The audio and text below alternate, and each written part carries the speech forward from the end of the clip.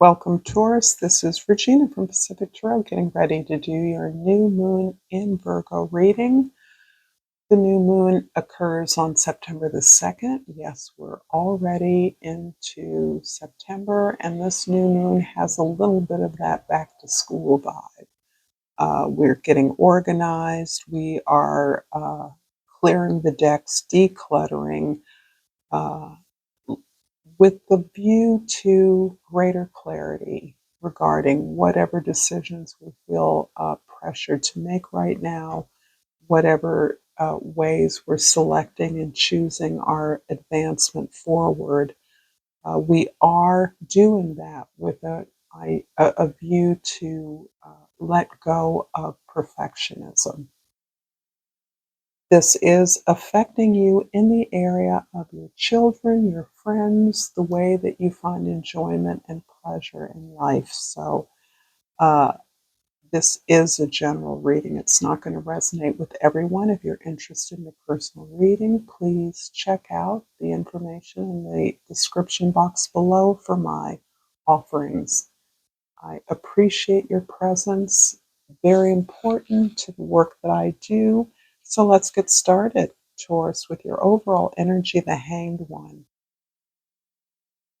The Hanged One is an opportunity for you to process some big changes or awareness that you're experiencing with the change in the social world that we are a part of, the changes in your own particular experience of self development, releasing negative patterns. There are some realizations and experiences you've had that have prompted you to look at things in a very different way than the way you have habitually seen your role, your attitude, your uh, the world that you want to manifest. Understanding that releasing some of your old ideas is opening up a bigger world to you, a desire to understand the world at a higher level, so that you feel less judgment, um, less criticism about the actions of others or the experiences you have, so that this is releasing you from this tremendous burden of self judgment that you may have carried with you for a long time. In judging or being critical of others, you're constantly making a kind of correction against yourself, and you are releasing yourself from that need to justify, explain everything that you've ever done, understanding that you are allowed to make mistakes, to do things differently now, and especially to forgive yourself for all the things that you were doing against yourself but unaware. So this is a big time of stepping back, healing yourself, listening to yourself, sitting in stillness, really processing and grasping for that greater understanding that is allowing you to shift your perspective in some very critical way. In the 10th house, we have the Lover's card. This is your social identity, the way others see you. This it directly bears upon the revelations, the experience, the discrimination you now have under your belt as to how you make decisions for yourself. You once made decisions, for some of you, almost with an idea of some kind of perfection that you believed were the way things were supposed to be. Uh, and until recently, perhaps not understanding that the way you believed things were supposed to be were a result of your conditioning. They weren't necessarily based on your own beliefs of what is best for you, your own sense of what would support you, what would advance you. they were often made on the basis of what you thought relationships, working life, profession, friends, family were supposed to be. And working in that way felt more difficult because you were not seeing the reward, the advancement, the acknowledgement that you believe you had earned. Now you're aware and more cognizant of making decisions that choose you, that reflect you, that prioritize who you are, with a more realistic idea of what that will lead to. There's less of a pie in the sky. There's more of a belief in your own abilities and the right to pursue your potential, the deservingness you have of love and success in the world. And when you make that connection within yourself, you're connecting with other people who share that same perspective and that are willing to work with you towards your goals. So this is really a beautiful card of balance and of identifying the things that are going to serve you in the long run. In the first house, we have the star. This is really a part of this vision that you now are recognizing, kind of clearing away of the veil of the judgments of others, uh, the belief in having to make sacrifices and not receive acknowledgement or reward for that. You have now are claiming a vision of your life. It's not a new vision necessarily. It's one that you didn't believe was possible for you. And as you reclaim that vision, you have a more realistic sense about how you could experience it successfully. This isn't a painted picture. This is not a clearly identifiable goal. This is a North Star. This is the thing that motivates your efforts, your advancement, your improvement in your life, always reaching for this vision, knowing that you may never exactly have it, but that you can always keep striving towards this, that this is really who you are. This is what gives you hope in your life.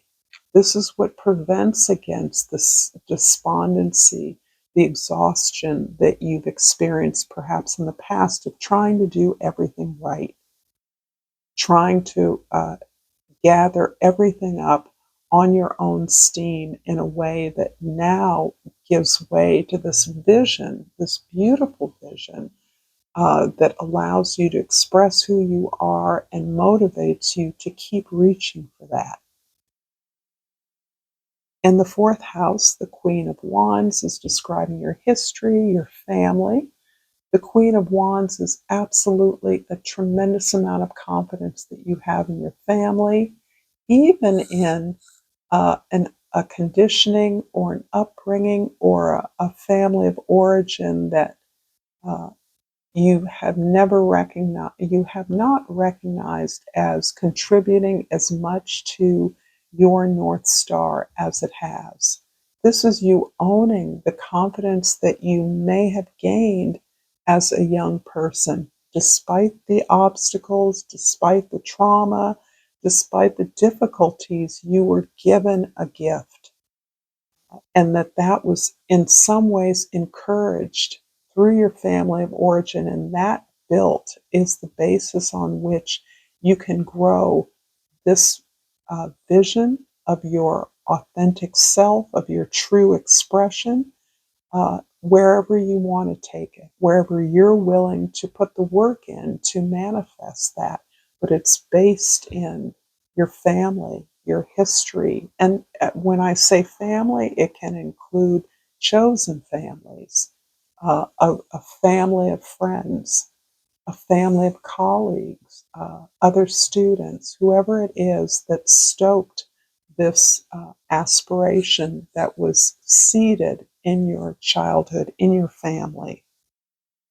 In the seventh house, the house of significant others, you're working less as with individuals and more as part of a team.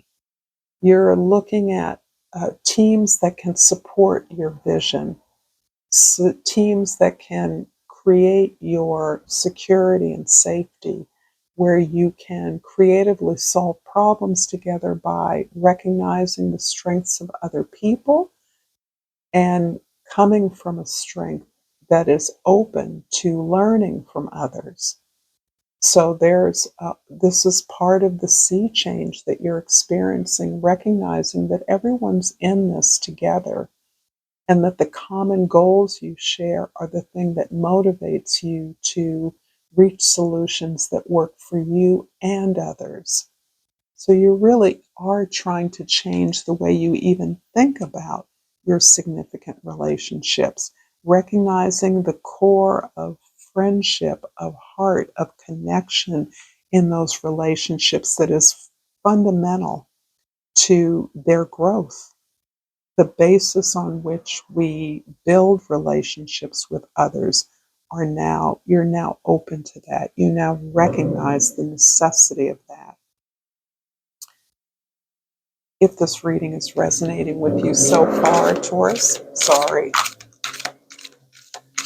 uh, please like this video, share this with others, and please subscribe to my channel, Pacific Tarot. I cannot continue to do this without your support, and I thank you and appreciate whatever way you support me. Happiness card. I'm aware that being happy means that I'm on the right path. This is so key for you.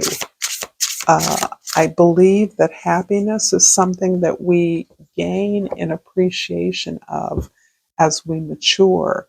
I definitely think that you understand that happiness is not an eternal state. It's something we create. It comes and goes. We can experience it even when we're having difficulties, when we feel confident in our ability to do what's best for us. And that's so much of what this reading is already pointing to: the peace, the acceptance of self when we move in a direction that we know is supporting us, that loves us back. And I pull the Savannah hair, and the key word is thoroughness. Well, I can tell you that there is no such thing as a Taurus that is not disciplined, that it does not have a stellar work ethic, and does not work consistently and deliberately. Be quick in thought and action. Surround yourself with positive people and be aware of those who seek to take advantage of you. This, no doubt, is a result of a very loving nature. There's a part of you that always wants to see the good in everyone and perhaps can overgive in a way that is detrimental. We can always recognize doing nice things for people or doing good things for people, but we can never really allow ourselves to be abused in that exchange, to be taken advantage of. I'm going to clarify the star card in the first house with the temptation card, which is the devil card, in the second house, and the sun card in the third house. Whoa, you are doing so much work to get rid of the attitudes, the substances, the behaviors, the actions that are toxic, that are limiting to you.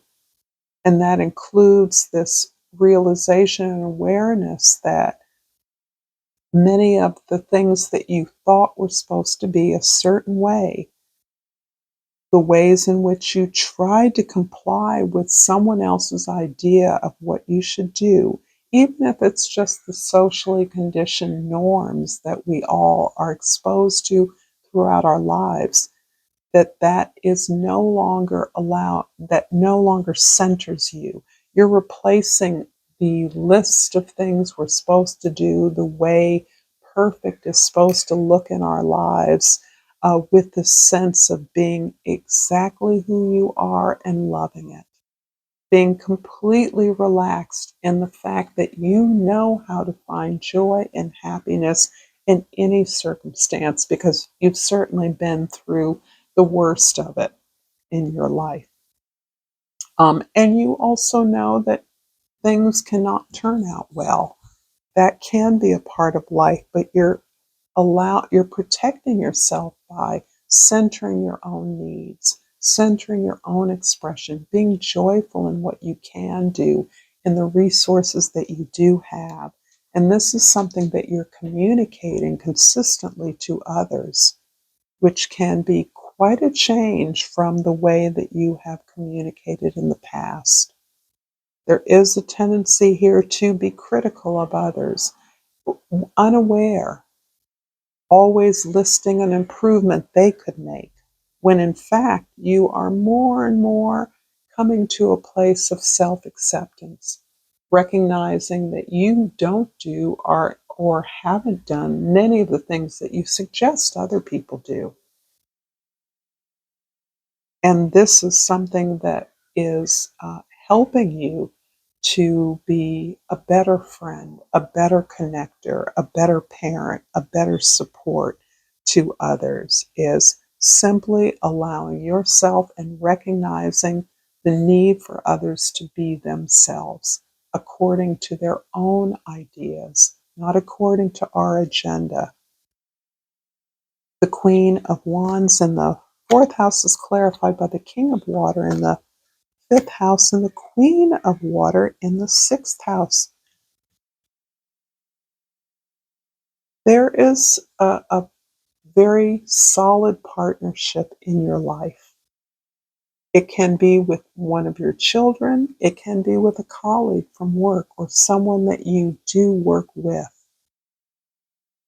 This is part of your ability to bond with this particular individual is based on your openness to uh, honoring yourself more and more, to accepting yourself more and more, to recognizing the path that you have had to travel to come to a place of centering your heart, accepting who you are, releasing what other people think or say you should do or be. This knowledge, this ability to be vulnerable with this person, to share these stories of real difficulty, of overcoming the difficulty, is really bonding you deeply. And this very much can be a friend, a sibling, a family member. It can be a student, someone you work with, a client you have. So there is a way that you are deeply bonded, that you understand each other. This ability to be openness is a beautiful partnership and bond that is assisting you in realizing your dreams and working towards something that is important to you. The Five of Wands in the seventh house is clarified by transformation in the eighth house or the Death card, and the Nine of Air in the ninth house. Wow. I'm absolutely sure that for many of the Tauruses I'm speaking to, you have been absolutely transformed by this continuous transit of Pluto back and forth over the cusp of Aquarius, Capricorn. So that as Pluto is retrograding back into the last minutes of Capricorn, you are having an awareness, a culmination of realization that is impacting the entire direction of your life. It may not be shifting you in a new, it is shifting you in a new direction, but it's more than that, shifting your attitude, your approach, the way you feel about yourself, the things you value. And as a result of that, the things that you share of value with others. This can be about simply sharing family resources among family members, investing with others, um, but working with others to maximize what it is that you share together, building towards greater abundance. There's just a whole change in your awareness about this happens on the everyday level. I'm not talking about investing in the stock market or going into business together, but I am talking, and for some of you that will be the case, but for many of you, this is on the very everyday, mundane level where you're understanding how much you share with others that you care about, despite what you always thought it should be or should look like. The Nine of Air in your ninth house is very much to that point. It has been a long struggle for you to come to the realizations you're experiencing. There may have been some incidents where you have connected with people from your past that have shown you a different side to the experience that you understood in one way, and you're now seeing it with more compassion, with a greater understanding of the needs of others that were involved with you, and that you have suffered in some ways needlessly because of this lack of a recognition of your own patterns that perpetuated disappointment, heartache, a suffering on the part of you and others that were associated with you. So this pattern, you're still working through this pattern and it still hurts. You're working through this healing process and you continue to suffer, but the suffering is completely different now. You're getting through to the other side where the work that you're doing to understand deeply things that you believe to be completely different, and that you, in many ways, have lived your life according to the sense of being wronged or mistreated, or it's not that that is completely vanished, it's that you're understanding the responsibility and the role that you played in the disappointments, the heartaches, the suffering you've experienced.